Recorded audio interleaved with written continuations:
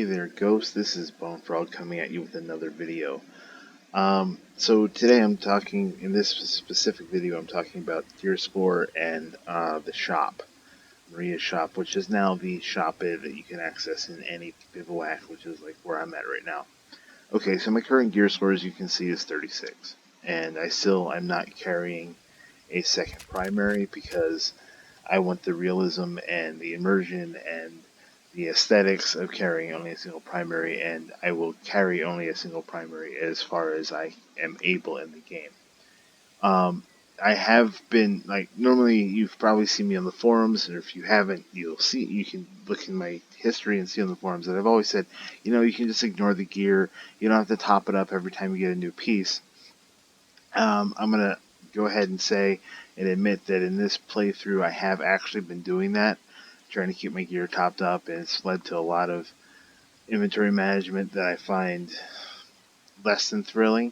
But I'm doing it for a purpose. I'm not doing it because I'm trying to play and enjoy the game as much as I'm trying to test things in the game. Specifically, I'm trying to test to see whether or not um, you still get the gear cap from having only one primary that we did in closed beta. So far, that does not seem to be the case. I'm going to play the game as long as I can, but as some of you may have heard me say in other videos, I have to go away for a week. So I won't be back online playing again until the 6th, which is like 2 days after launch. So that's when I'll make my next videos after I have to finish the beta. Anyway, so far I haven't seen a gear cap. I may be getting gear slower. Clearly not the gear score that I would like to be. Honestly, I would like it to actually just be uh,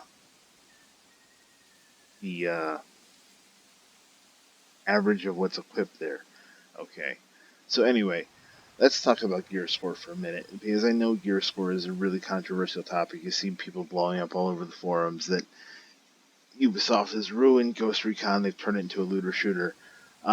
Okay, first of all, I cannot deny to a certain extent that it is a looter shooter now. You shoot things, you loot things. That is, by definition, a looter shooter aspect. Okay. Um, does it fit within the Ghost Recon narrative? Specifically Ghost Recon Breakpoint. And I think that it does. I'm going to go out on a limb and say that it actually does.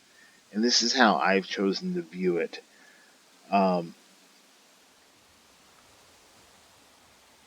Maybe this is to help my own sanity. Maybe this is just because, I know that we're stuck with it, so there's no getting around it. Okay. So the game is called Ghost Recon Breakpoint. And as they said at launch, it's based on the military idea of a breakpoint. So let's talk about what a breakpoint is. Technically, a breakpoint is any force change of posture. Um, what does that mean? That means when something happens, that some enemy action causes you to have to change your strategy or tactics on the fly, on the go, and yeah, it's a force posture change. Um, the uh, the U.S. military, especially, recognizes 4 categories of breakpoint. The first category is you're still on attack, um, but it requires a rapid reorganization of the attack. What does that mean? So you're on the attack. So you go from being a very determined attack to needing to change something. Like if, for instance, if your objective is to take a hill or a series of hills or a ridge line, and let's say a ridge line, that works better, and you cannot achieve the battalion or the platoon or the squad or whatever that was um, set to achieve objective A cannot do it by itself, and you have to break off elements from the other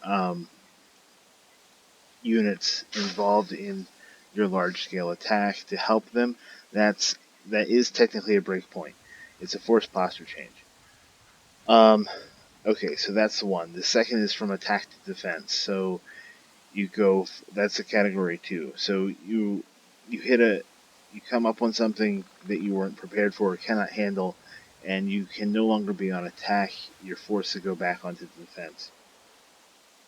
Okay, that's category 2.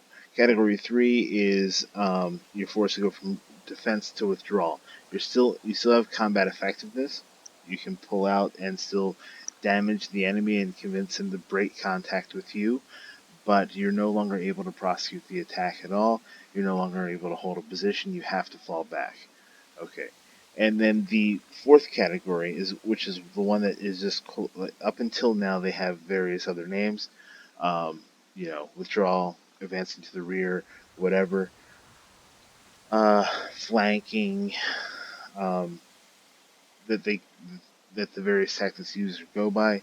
Um, Category 4 is what is colloquially known as breakpoint, which is you have lost all combat effectiveness. There's absolute collapse of command structure, morale, and organization. Panic sets in, and uh, even highly trained troops often find it impossible to continue with their mission. To the point of, like I said, surrender. That's in military manuals for leadership. Uh, they teach that this is the time to usually to run up the white flag, and that's the best you can hope for is to save some of your people. Okay, so uh, if you haven't played the game yet, spoiler alert, um, the whole idea here is uh, Nomad is coming in. You were playing Nomad. He's coming in at the head of a task force of 32 ghosts, riding way too many helicopters that are way too big for that size of a force, but I'll just let that go for right now. And you get shot down. You're stranded and alone. There's some betrayals going on. There's a lot of things going on. And so, and you watch one of your, if you know the lore of Nomad, you watch your best friend be killed by another friend of yours, uh, as one of the ultimate betrayals that you'll see in the game. So that is where it starts. That is the breakpoint. That is, in a sense, if you look at it this way, that is when Nomad has lost his morale. He's psychologically broken. He's physically broken. I mean, he falls out of a tree and has to bandage himself up just to limp off. He's picking up weapons off the ground. He's not carrying his normal inventory, his normal kit. And so, yeah, that's breakpoint. That's where most people would throw up the white flag, surrender, say, okay, it's over. Um, and the and that's where I would say you start at your level 1 or whatever it is you start off in the game. And I would argue that, especially as the Sentinels don't get any better or much or any worse, um, your your gear score primarily affects how you relate and react to the wolves and the drones. Now, the drones, it takes a little bit more massaging for this, but I would say your gear score, if you look at it this way, okay, you can. Gear score ultimately is an RPG element. But if you look at it, and if you're looking for some sort of terms of realism, if you look at it as the numeric measurement of Nomad regaining morale, regaining his psychological edge, regaining combat effectiveness, while simultaneously breaking those things and causing breakpoints in the enemy, so that he can at some point be on equal footing with the wolves and the drones and all of that. Then it kind of starts to make sense. If you don't like that, you don't have to do it. Sorry, that's where I went with it. Okay, so let's look at the shop and Maria's wares. So Maria is still selling stuff that fell out of your helicopter. Um, I said you brought in a lot of choppers for I don't know why. So it's the standard fare. It changes every so often. This will change in 3 minutes. I may actually keep it up here a while until it changes. Um, so these are the weapons that I think they're somewhat randomized. Weapons and gear. Okay, and then you come over here And these are weapons on demand. What are weapons on demand? These are the weapons that you have found blueprints for or have gotten blueprints from your Ubisoft rewards that you've. If you don't know about those, look them up. They're basically rewards for playing Ghost Recon, Wildlands, and a couple other games, I think. Mostly, I'm into the Wildlands ones, and those like give you certain blueprints so that you can have this firearm anytime you want it, quote unquote, at your gear level. Okay, and I'll get to that in a second. So the AK-47 I found in game, M4A1 I came with, 416 I came with. This one I got. This is the R6 reward. This is the Future Soldier reward, MK, the Mark 17. So that one, if you have that reward, you don't have to find that blueprint in the world. In fact, I just tried to find that blueprint and it gave me nothing because I already have it. Basically, you come with it. This M4A1 Assault Valor, I haven't even tried this one yet, and I wanted to buy it while on screen, and we can look at that in a second.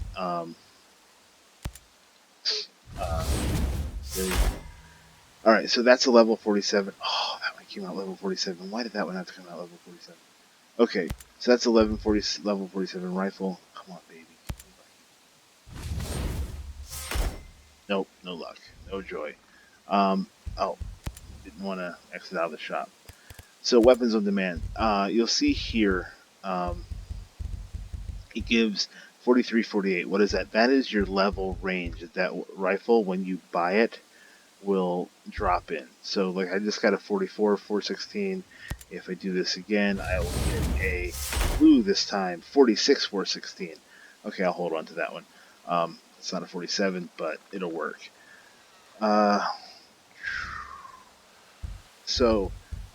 Stop doing that. Talking to myself, not the computer. The computer's dumb. So, all of these weapons, when you get them,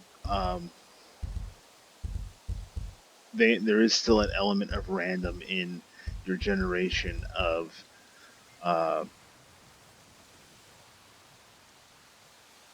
your in the generation of your weapon on demand. Okay, it doesn't. It's not in previous.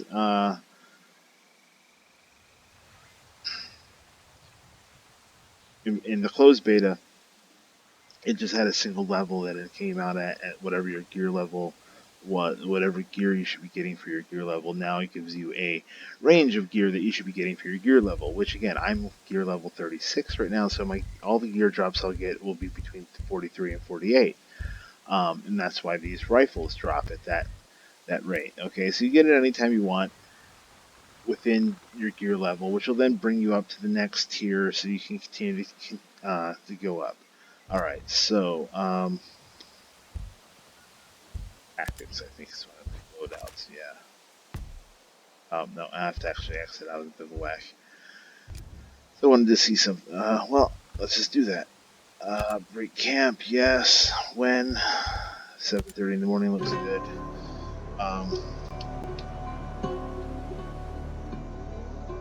Yeah, there's a couple things I want to look at.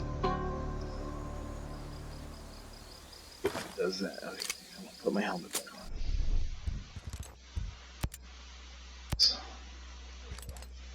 on. Anyway, yeah, I'm now doing medic class. I want to finish that one out.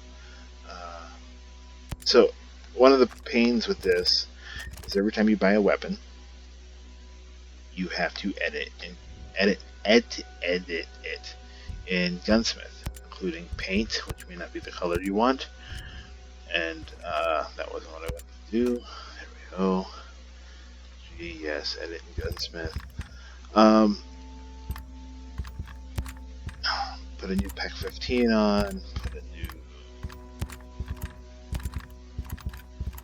there, and now it's set up the way I want. So every time you get a rifle or a weapon from there, that's what you have to do. So I want to look at this one and see what we can do with it. Oh, it is. Look at that. So these ones that you saw that we were getting from the various things, they are still fully editable. That's really cool. So I can put 15 on there. Ah, and the silver mounts top rail. Oh, that's so cool. And apparently I don't have any of the fork grips that it'll take. Though it does. That already had an AFG. Okay. That's actually the one I've always wanted. I don't understand why we can't get that one on the 416, but it is what it is. And it doesn't say where to find it in game. Okay, so there we go. Now I have.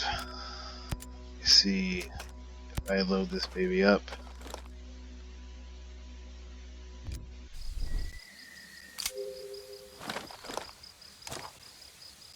Oh, that's really nice. Um,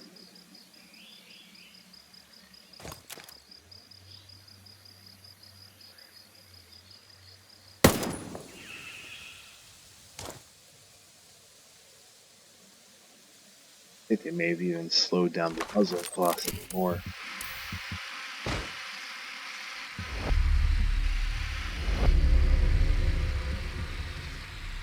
Yes, yes.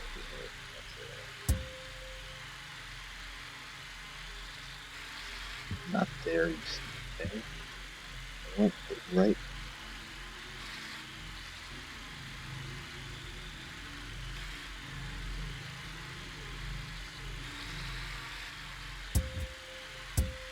That'll work. 144 meters.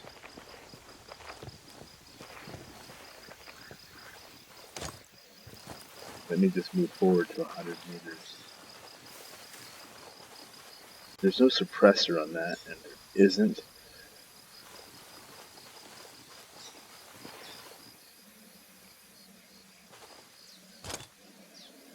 That round should cover that distance in tenth of a tenth of a second.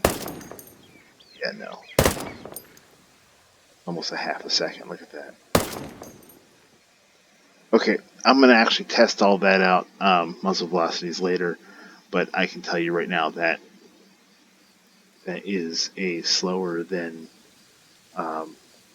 what is supposed to be muzzle velocity. So anyway, there's the store, there's Gear Score, there are weapons on demand. Hope you enjoyed that. Until next time, I gotta go kill some dudes.